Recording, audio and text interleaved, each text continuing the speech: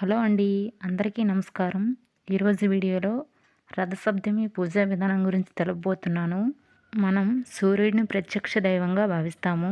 సూర్యుడి జయంతిని సూర్య జయంతి లేదా రథసప్తమి అని అంటారు. ఈ రథసప్తమిని మాఘమాసంలో శుద్ధ సప్తమి నాడు జరుపుకుంటాము. సూర్యుడికి ఎంతో ప్రీతికరమైన మాసం మాఘమాసం. అందుకే ఈ మాఘమాసంలో రథసప్తమి రోజే కాకుండా ప్రతిరోజు లేదంటే ముఖ్యంగా ప్రతి ఆదివారం కూడా ప్రత్యేక పూజలు చేస్తూ ఉంటారు. సూర్య జయంతి అయిన రథసప్తమి రోజు ఉదయాన్నే తలస్నానం చేసి సూర్యకిరణాలు ఎక్కడైతే పడతాయో ఇంటి బయట కానీ లేదా తులసి కోట దగ్గర కానీ సూర్యకిరణాలు పడే చోట ఈ పూజను ఏర్పాటు చేసుకుంటారు. కానీ అన్ని ఇంట్లకి సూర్యకిరణాలు పడే చోట ఉండొచ్చు లేకపోవచ్చు. అలాగే సూర్యకిరణాలు పడే చోటు పూజకు అనువుగా ఉండొచ్చు లేకపోవచ్చు. ఇలా వీలు లేనప్పుడు పూజా మందిరంలో కూడా సూర్యభగవానుడి ఫోటో పెట్టుకొని ఈ పూజ చేసుకోవచ్చు. అయితే ఎంత వీలైతే అంత వీలుగా సూర్యకిరణాలు పడే చోట ఈ పూజ చేసుకుంటే మనకు మంచిది. సూర్యకిరణాలు పడే చోట ఈ పూజ చేసుకోవడం వల్ల మన ఆరోగ్యానికి కూడా మంచిదే. ఈ పూజను రథసప్తమి రోజు ఉదయం 11 గంటల లోపే చేసుకోవాలి. ఈ సంవత్సరం అంటే 2024 రథసప్తమి ఫిబ్రవరి 16 శుక్రవారం వచ్చింది.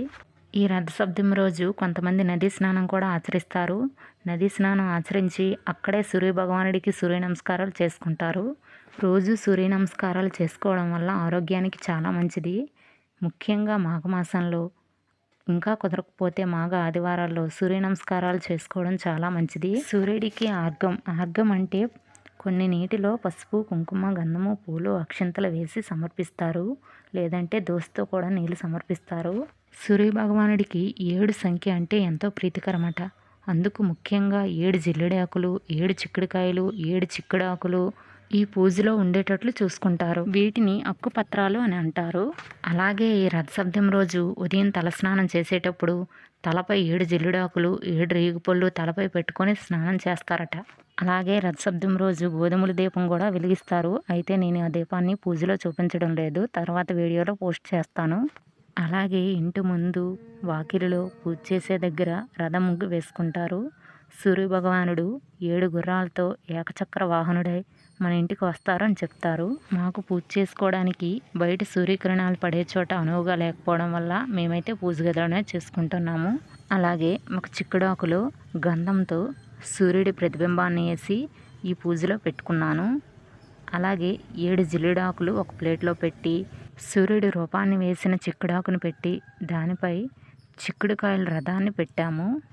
ఈ చిక్కుడుకాయల రథం చేయడం రాని వాళ్ళు చిక్కుడుకాయలతో ఎలా రథం ఏర్పాటు చేసుకోవాలో కూడా ఈ ఛానల్లో వీడియో ఉంది, కావాలంటే చెక్ చేయొచ్చు. అలాగే సూర్యభగవానుడికి ఎరుపు రంగు అంటే చాలా ఇష్టమట. ఎరుపు రంగు దుస్తులు వేసుకుని పూజ చేసుకోవడం చాలా మంచిది. అలాగే ఎరుపు రంగు పూలు అంటే గులాబీలు, మందారాలతో పూజ చేసుకుంటే చాలా మంచిది. అలాగే జిల్లుడు పూలతో కూడా పూజ చేసుకోవచ్చు. ఏ పూజలోనైనా శుభకార్యాల్లోనైనా ముందుగా మనం విఘ్నేశ్వరుడికి పూజ చేసుకోవడం ఆనవాయితీ.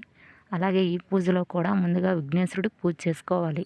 పసుపు, కుంకుమ, అక్షింతలు, పూలు, గంధం సమర్పించి ముందుగా విఘ్నేశ్వరుడికి పూజ చేసుకోవాలి. ఇలా ఏ పూజలోనైనా ముందుగా విఘ్నేశ్వరుడికి పూజ చేసుకోవడం వల్ల మనం చేసే పూజలో కానీ లేదంటే చేసే పనిలో కానీ విఘ్నాలు లేకుండా చూసుకుంటాడట విఘ్నేశ్వరుడు. అందుకే ముందుగా విఘ్నేశ్వరుడికి పూజ చేసుకుంటాము. అలాగే ఈ రథసప్తమి రోజే కాకుండా మాఘమాసంలో మాఘ ఆదివారాల్లో ఉప్పు లేకుండా భోజనం ఒక్కపూట చేయాలి. అలాగే నాన్ వెజ్ కూడా తినకూడదు. సూర్యభగవానుడికి పూజ చేసుకోవడం వల్ల ఎన్నో ఆరోగ్య సమస్యలు తొలగిపోతాయని చెప్తూ ఉంటారు. అలాగే రథసప్తమి రోజు కొత్త కలుపుతారు. కొత్త అంటే మన ప్రతి పంట సంక్రాంతిలోపే ఇంటికి వస్తుంది. ఈ పంటని రథసప్తమి రోజు పాలు పొంగించి పరమాన్నం వండి నైవేద్యంగా దేవుడి దగ్గర పెట్టి ఆ రోజు నుంచి ఆ బియ్యాన్ని వండుకోవడం స్టార్ట్ చేస్తారు. అలాగే కొంతమంది అత్తలు కోడళ్ళకి కొత్త బట్టలు పెడతారట. ఆ పెట్టిన బట్టలని దేవుడి దగ్గర పెట్టి అప్పుడు కట్టుకుంటారు. విఘ్నేశ్వరుడికి ముందుగా పసుపు, కుంకుమ, అక్షంతలు, పూలు, గంధంతో పూజ చేసి చిన్న బెల్లం మొక్క నైవేద్యంగా పెట్టి దీపం సమర్పించాలి. అలాగే ఈరోజు పితృతర్పణం కూడా వదులుతారు. విఘ్నేశ్వరుడి పూజ అయిన తర్వాత సూర్యభగవానుడికి పూజ చేసుకుంటాము. సూర్యభగవానుడికి ఆదిత్య సహస్రనామాలతో పూజ చేస్తాము. 108 సార్లు ఆదిత్య నమః అనుకుంటూ పూలతో పూజ చేసుకోవచ్చు. అలాగే రథసప్తమి రోజు ఏవైనా శుభకార్యాలకు మంచి రోజుగా భావించి ఈ రోజు నుంచే మొదలు పెడతారు. అలాగే ఏవైనా నోములు పట్టాలన్నా రథసప్తమి నుంచే మొదలు పెడుతూ ఉంటారు. సూర్యభగవానుడి ప్రత్యక్ష దైవంగా భావిస్తాం గనక సూర్యభగవానుడికి రోజు కూడా పూజ చేసుకోవడం లేదంటే సూర్య నమస్కారాలు చేసుకోవడం ఎంతో ముఖ్యం. అలాగే ఆరోగ్యపరంగా కూడా చాలా మంచిది. అలాగే సంక్రాంతి రోజు పూజ చేసుకోవడానికి వీలు పడిన వాళ్ళు ఈ రథసప్తమి రోజు పూజ చేసుకుంటారు. అలాగే సంక్రాంతి రోజు వీలు పడిన వాళ్ళు శివరాత్రి రోజు కూడా పూజ చేసుకుంటారు. కొత్త బట్టలు దేవుడి దగ్గర పెట్టడం, పెద్దలకు పూజ చేయడం వంటివి ఈ శివరాత్రి రోజు కూడా చేస్తారు. 7 చిక్కుడాకుల్లో పరమాన్నం దేవుడికి నైవేద్యంగా సమర్పించాలి. 7 చిక్కుడాకులు ఒక విస్తరాకుల్లా కుట్టాలి. అలా విస్తరాకుల్లా కుట్టడం వీలు కాకపోతే ఇలా 7 ఆకులు ఒక ప్లేట్లో పేర్చుకొని దానిపై పరమాన్నం వేసుకోవచ్చు. అలాగే ఇలా చిక్కుడాకుల్లో పరమాన్నం వేయడం వల్ల ఆ చిక్కుడాకుల ఆరోగ్య పోషకాలు పరమాన్నంలోకి చేరుతాయి. అది తినడం వల్ల మనకు చాలా మంచిదట. ఒకవేళ చిక్కుడాకులు అందుబాటులో లేకపోతే తమలపాకులు ఇలా 7 ఆకులు పెట్టి పరమాన్నాన్ని నైవేద్యంగా సమర్పించవచ్చు. అలాగే 7 రేగుపళ్ళు కూడా నైవేద్యంగా సమర్పించాలి. అలాగే 7 చిక్కుడుకాయలు రథంతో పాటు ఇలా కొన్ని చిక్కుడుకాయలు దేవుడి దగ్గర పెట్టుకుంటే చాలా మంచిది. అలా పెడుతూ ఉంటారు. అలాగే ఈ రథసప్తమి రోజు సమర్పించే నైవేద్యమైనటువంటి పరమాన్నం వండడంలో ఒక ప్రత్యేకత ఉంటుంది. అదేంటంటే ఈ పరమాన్నాన్ని కట్టెల పొయ్యి మీద కానీ లేదంటే కొన్ని ఇటుక బెడ్డలతో పొయ్యిని ఏర్పాటు చేసి ఆవు పిడకల మంటతో ఈ పరమాన్నాన్ని వండుతారు. కొందరు ధనుర్మాసం మొత్తం ముగ్గులపై వేసిన గొబ్బెమ్మలను పిడకలుగా చేసి ఈరోజు ఆ పిడకలతో మంట వేసి పరమాన్నాన్ని వండుతారు. అలాగే ఈ పరమాన్నంలో ఎటువంటి పప్పులు అంటే ఎటువంటి డ్రై ఫ్రూట్స్ వేయరు. ఎందుకంటే సూర్యభగవానుడికి పళ్ళు లేవని చెప్తూ ఉంటారు. అందువలన ఏమీ వేయకుండా ఉత్తి పరమాన్నమే వండుతారు.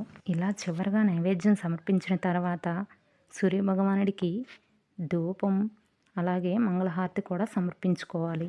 రథసప్తమి రోజు పూజ ఎలా చేసుకోవాలి, అలాగే ఉపవాస నియమాలు ఎలా పాటించాలనే విషయాలు తెలుసుకున్నారు కదా. ఈ వీడియో కనుక మీకు నచ్చినట్లయితే లైక్ చేసి మీ బంధువులకి స్నేహితులకి షేర్ చేసి మరిన్ని వీడియోల కోసం మన ఛానల్ సబ్స్క్రైబ్ చేసుకోండి. Thank you for watching.